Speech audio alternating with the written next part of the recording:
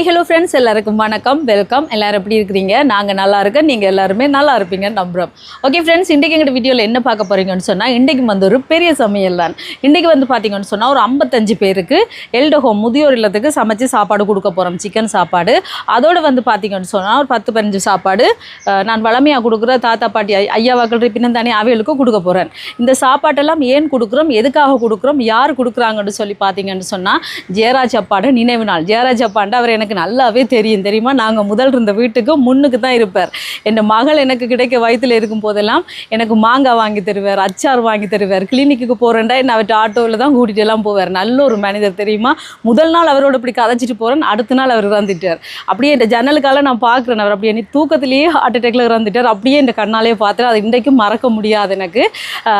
ஜெயராஜ் அப்பாட நினைவு நாளுக்காகத்தான் இன்றைக்கு சாப்பாடு கொடுக்க சொல்லி அவர்கிட்ட பிள்ளைகள் சொல்லியிருக்கேன். 2 மகள்கள், ஒரு ஆள் சுவிஸ், ஒரு ஆள் ஜெர்மன் நினைக்கிறேன். அவே மகன் எல்லாம் சேர்ந்து தான் இந்த சாப்பாடு கொடுக்க சொல்லியிருக்கணும். இப்போ நான் கடை இந்த சாப்பாடெல்லாம் சமைச்சு கொண்டு போய் கொடுக்க போகிறேன். அந்த சாப்பாட்டை கொடுக்க சொன்ன ஜெயராஜ் அப்பாட 2 பிள்ளைகள், அதே நேரம் மகன். அவை எல்லாருக்குமே ரொம்ப ரொம்ப நன்றி. அதே நேரம் அம்மா கூட எனக்கு நல்லா தெரியும். அவள் கூட எனக்கு மாங்காய் கறியெல்லாம் வச்சு தருவா. முந்தி எங்களோட சின்னவா வயிற்றில் கிடைக்க இருக்கும்போது அதெல்லாம் மறக்க முடியாது. ஜெயராஜ் அப்பாட ஆத்மா சாந்தி அடையணும்னு நாங்களும் ப்ரே பண்ணிக்கொள்கிறோம். வீடியோ பார்க்குறோம் ஒவ்வொருத்தரும் ப்ரே பண்ணிக்கொள்ளுங்க. நான் அவரை ஜெயராஜ் அப்பாண்டு கூப்பிடுவேன், இல்லாட்டிக்கு அங்கிள்னு சொல்லி தான் கூப்பிடுவேன் நண்பர்களே. அது இப்போ சொல்லவும் கவலையாக இருக்குது எனக்கு. இப்போ வாங்க கடை சமைக்கலாம். அதுக்கு முன்னாடி நீங்கள் இப்போ தான் ஃபர்ஸ்ட் டைம் எங்கள் சேனலை பார்க்குறீங்கன்னு சொன்னால் அப்போ மறக்காமல் சோபா சோஸை சப்ஸ்கிரைப் பண்ணுங்கள். அப்படியே பக்கத்தில் இருக்க பெல் சிம்பிளையும் கிளிக் பண்ணுங்கள். அதே நேரம் உங்கள் யாருக்கெல்லாம் சோபா சோஸில் இருக்கிற கூனி சம்பல், மாசி சம்பல், நெத்தலி சம்பல், கறித்தூள், முட்டமா, அரைச்ச கறித்தூள், கோப்பித்தூள், சரக்குத்தூள், உளுத்தமா இதெல்லாம் தேவையோ மறக்காமல் நாங்கள் ஸ்க்ரீனில் தர நம்பருக்கு வாட்ஸ்அப் பண்ணுங்கள். சரியா? இப்போ வாங்க கடை உளிய வைக்கலாம். இன்றைக்கி வெளியில் தான் குழம்பு வைக்க போகிறேன். இந்த அடுப்பில் குழம்பு வைக்க போகிறேன், இந்த அடுப்பில் சோறு வைக்க போகிறேன். ஏண்டா உள்ளுக்கு நண்பர்களே சரியான வெக்க, அதால தான்.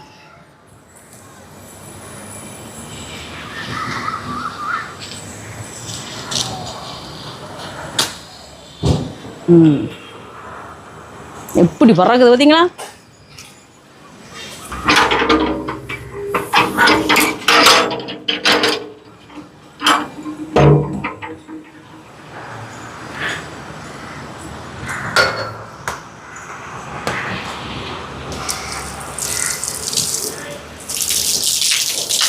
இப்போ எங்களை உலைக்கு தேவையான அளவுக்கு தண்ணியை நிறைச்சி எடுப்போம். தண்ணி எடுத்து அச்சுலைக்கு மூடி வைப்போம். உலை கொதிக்கட்டுக்கும். அதுக்குள்ள நாங்கள் உள்ளுக்கு மற்ற வேலையை பார்ப்போம். இதில் வந்து பருப்பு வைக்க போகிறேன். பருப்பை கழுவி எடுத்து தண்ணி எடுத்துருக்கேன் பாருங்க. பருப்புக்கு இன்றைக்கி நான் தாளிக்க போகிறதில்ல, அப்படியே வெங்காயம் எல்லாம் போட்டு தான் வைக்க போகிறேன். வெங்காயம், பச்சை மிளகாய், இறக்கும் போது தக்காளி பழம் போடலாம். மஞ்சள் தூள், உப்பு சேர்க்குறேன். இப்போ மூடி விடுவோம், பருப்பு அவியட்டும். இதில் வந்து கத்திரிக்காயை செஞ்சு போட்டு அதுக்கு பிறகு கடைசியாக தான் நான் இறைச்சி கறியை வைக்க போகிறேன். இப்போ சட்டி சூடாட்டுக்கும். சட்டி சூடாயிட்டு எண்ணெய் சேர்க்குறேன். எண்ணெய் சூடாட்டுக்கும். எண்ணெய் சூடாயிட்டு கடுகு, பெருஞ்சீரகம், கொஞ்சமாக சின்ன ஜீரகம்.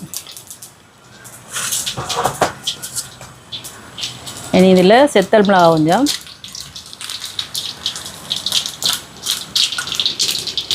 இதோட கறி மிளகாய், வெங்காயம்,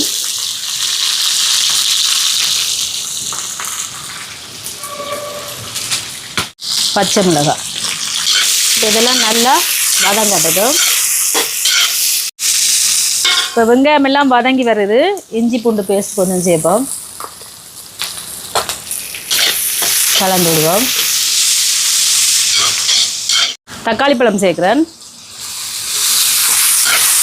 வதங்கட்டும். இப்போ பாருங்க எல்லாம் நல்லா வதங்கி வந்துட்டு பொரிச்சு வச்சுருக்கிற கத்திரிக்காயை சேர்க்குறேன்.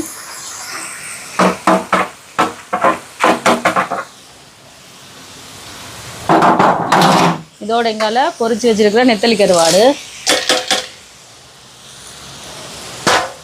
இதோட நீங்கள் மாசி கருவாடு இருந்தால் அதுக்கும் சேர்க்கலாம். நான் சேர்க்கல. கட்டத்தூள் கொஞ்சம் சேர்க்குறேன். உப்பு சேர்க்குறேன்.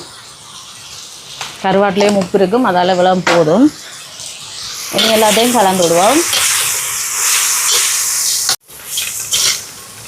பாருங்க நல்லா இந்த மாதிரி கலந்து விட்டாச்சு. நீ அடுப்பை நிப்பாட்டிட்டு நல்லா கிண்ணத்துக்கு மாற்ற வேண்டியதா.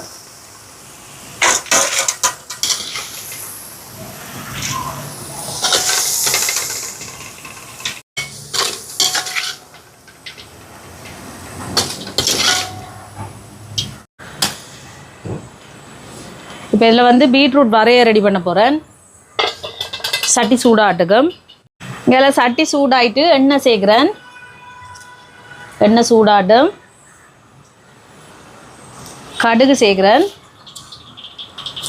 இதோட பெருஞ்சீரகம், செத்தல் மிளகாய், வெங்காயம்.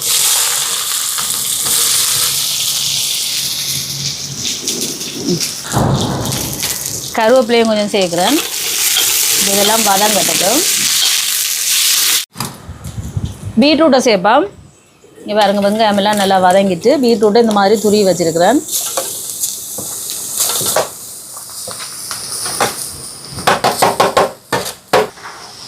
இதோட தேங்காய் பூ சேர்க்குறேன்.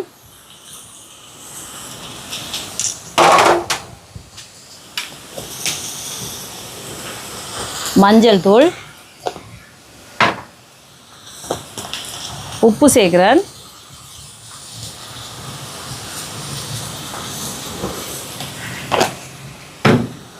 இப்போ கலந்து விடுவோம். நல்லா அப்படியே வதங்கி வரட்டுக்கு.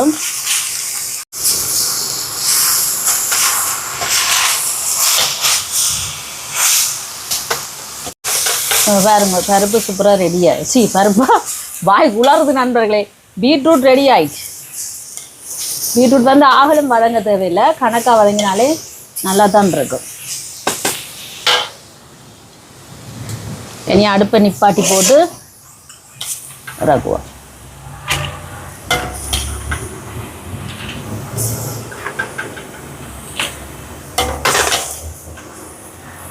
இங்கால பருப்பு அவிஞ்சிட்டு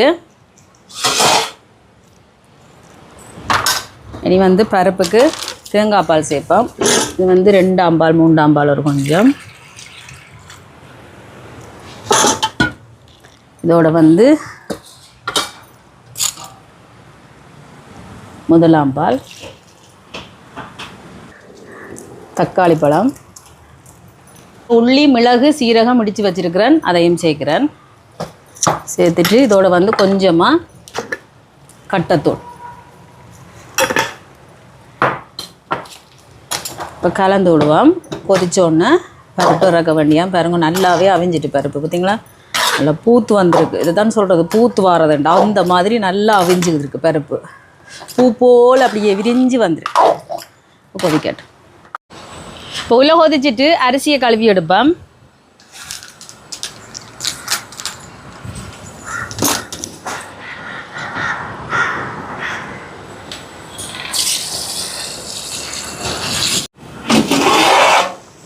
இப்போ நல்லாவே உள்ளே கொதிச்சுட்டு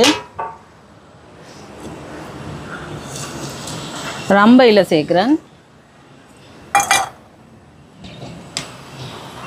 மஞ்சள் தூள்,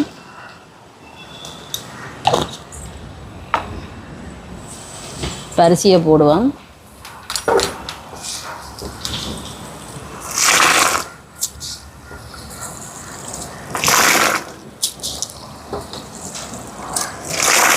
உப்பு சேர்க்குறேன்.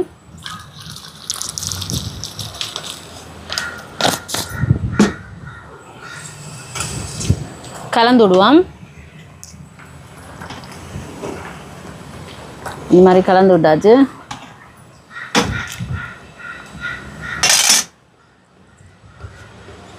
இப்போ மூடி விடுவோம். சோறு அவியட்டு. பருப்பு அவிஞ்சிட்டு இறக்க போகிறேன். அவிஞ்சிட்டு பருப்பு ரெடி ஆகிட்டு. சாரி, நல்லாவே கொதிச்சு பாருங்கள். சும்மா அந்த மாதிரி வந்துட்டு எடுத்துட்டாங்க. இங்கால கிண்ணத்துக்கு மாற்ற வேண்டியா.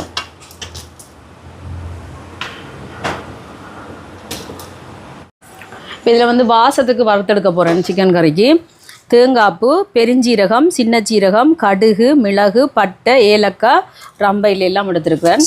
எல்லாத்தையும் போட்டு ஒரு பொன்னிறமாக வார அளவுக்கு நல்லா வறுத்தெடுப்பேன். இப்போ பாருங்க நல்லா வறுத்தாச்சு. இதை எடுத்து இந்த மிக்ஸி கப்பில் போட்டுட்டு ஆறினோடனே பட்டை அரைச்செடுக்க வேண்டியதான். கட்டா கருவாடு எண்ணெய் போட போகிறேன். ஜெயராஜ் அப்பாவுக்கு கருவாடு பிடிக்குமாம், அதால் இந்த சட்டி சூடாட்டும். இங்கே சட்டி சூடாகிட்டு எண்ணெய் சேர்க்குறேன். சூடாட்டும். வெந்தயம் கொஞ்சம் சேர்க்குறேன்.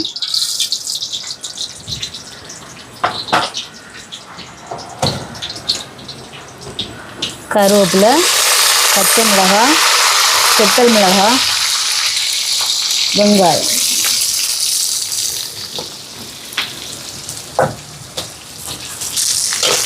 இப்போ வெங்காயம் வதங்கட்டுக்கு. வெங்காயம் எல்லாம் நல்லா இப்போ வெங்காயம் எல்லாம் வதங்கிட்டு பாருங்க.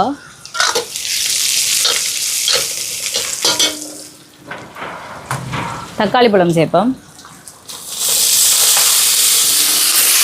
தக்காளி பழம் கொஞ்சம் வதங்கட்டும். இப்போ பாருங்கள் தக்காளி பழமெல்லாம் நல்லா வதங்கி வந்துட்டு இனி இதில் வந்து கட்டைத்தூள் கொஞ்சம் சேர்ப்போம்.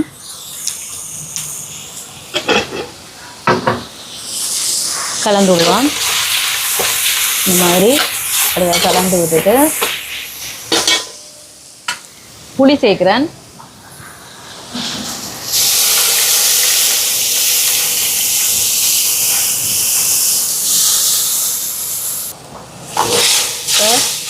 கலந்து விடுவோம். இனி இதோட இங்கெல்லாம் நான் கருவாடு, கட்டா கருவாடு பாருங்க பொரிச்சு வச்சுருக்குறேன். இந்த மாதிரி அதை சேர்ப்பேன்.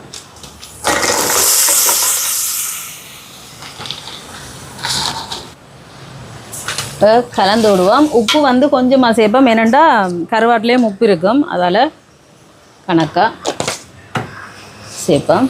சேர்த்துட்டு கலந்து விடுவோம். அப்படியே இந்த புளி தண்ணி தக்காளி பழத்தில் சேர்ந்து அப்படியே அவிஞ்சு வரட்டும். இப்போ சோறை வடிப்பம் அவிஞ்சிட்டு அடுப்பை நிப்பாட்டிட்டு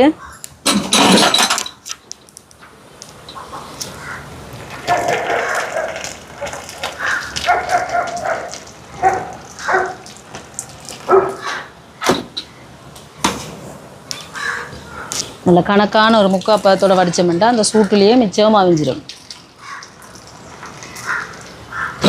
கருவாடு ரெடி ஆகிட்டு அடுப்பை நிப்பாட்டுவோம். இல்லைங்களா, சூப்பராக ரெடி ஆகிட்டு.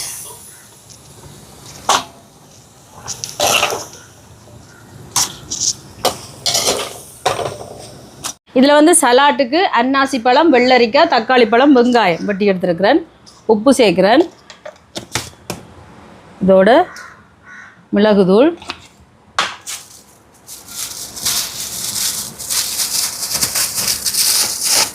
இப்போ இது எல்லாத்தையும் நல்லா கலந்து விடுவோம்.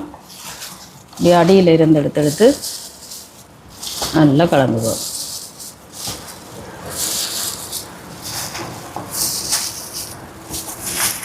இப்போ குழம்பு வைக்க போகிறேன்.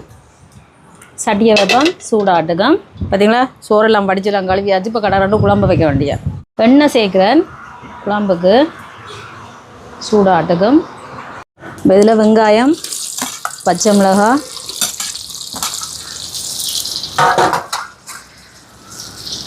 கருவேப்பிலை இதெல்லாம் வதங்கட்டுக்கும்.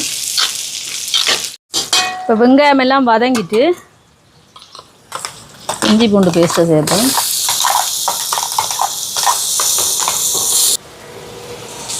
கலந்து விடுவோம். பச்சை வாசம் போய் நல்ல வடிவாக இது வதங்கி வரட்டுக்கும். தக்காளி பழம் சேர்க்குறேன். வதங்கட்டுக்கும். இப்போ தக்காளி பழம் எல்லாம் நல்லா வதங்கிட்டு இனி வந்து சிக்கனை துப்புராக்கி வச்சுருக்கேன். சிக்கனை சேர்ப்போம்.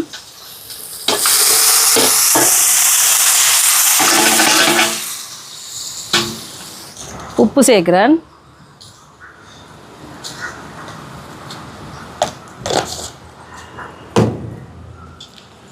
கலந்து விடுவோம். நல்ல வடிவாக அப்படி கலந்து விடுவோம். இப்போ மூடி விடுவோம். சிக்கன் அவியட்டுக்கும். தண்ணி எதுவுமே சேர்க்க தேவையில்லை. சிக்கன்லேயே தண்ணி விட்டு அப்படியே அவிஞ்சு வரும், அவியட்டும்.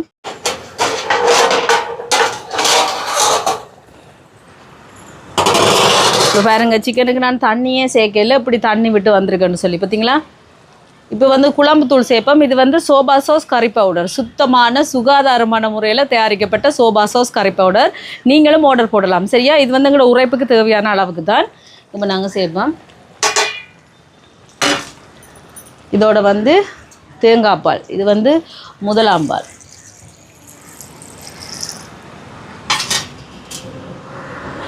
ரெண்டாம் பால், மூன்றாம் பால். இப்போ வாசத்துக்கு வறுத்து அரைச்சி வச்சிருக்கிறேன், அதையும் சேர்ப்போம்.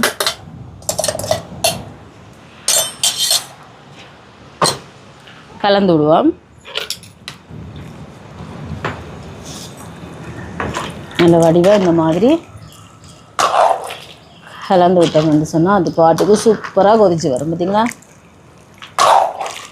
இந்த மாதிரி கலந்து விட்டாச்சு. இனி குழம்பு கொதிக்கட்டும். நண்பர்களே மழையை பாருங்க, மழைய மழை மழை மழை, என்ன மழை பாருங்க பாருங்க. நல்ல வெயில் அடிச்சு கொண்டிருந்தது. எனக்கு இன்னைக்கு ஜேரா சாப்பாடு பிளஸிங் போல எனக்கு. மழைக்கு சமைக்காம வெயில்ல சமைக்காம நல்ல மழையில குளிர்ச்சியா சமைக்க சொல்லியிருக்காரு பார்த்தீங்களா. நல்ல மழை, மழையோ மழை.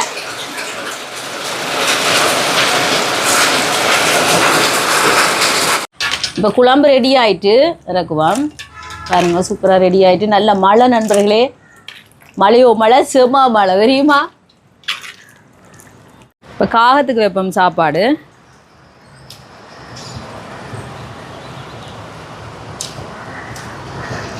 முட்டையெல்லாம் போட்டு எங்க ஆகலை காணையில். வாங்க வாங்க.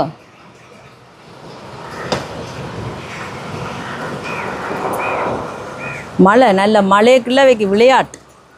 வா சாப்பிடு சாப்பிடு.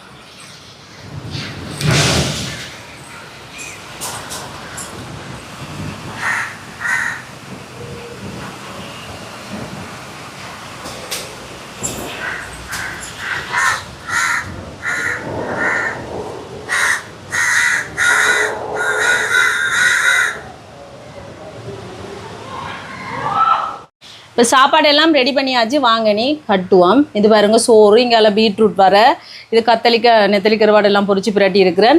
அதுக்கு பிறகு கட்டா கருவாடு எண்ணெய் போட்டிருக்கேன், பருப்பு பால் கறி, சிக்கன், முட்டை, சலாட். சாப்பாடை காட்டுவோம். சோறு,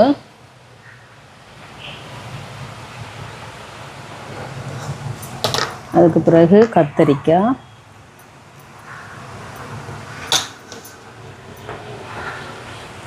பருப்பு, பீட்ரூட், இதில் கருவாடு எண்ணெய் போட்டிருக்கேன், சலாட் தான்.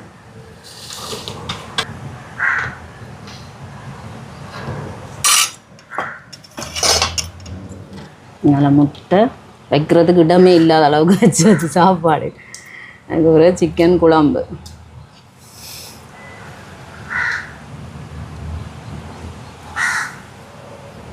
பார்த்தீங்களா எப்படி சூப்பராக இருக்கு இல்லையா.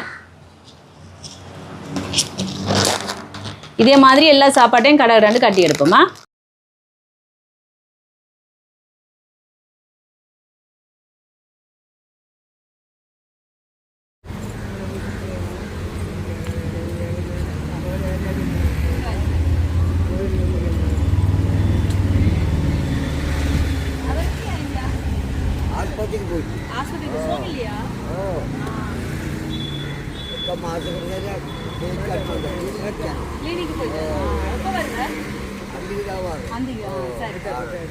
சரி சரி சாப்பிடுங்க.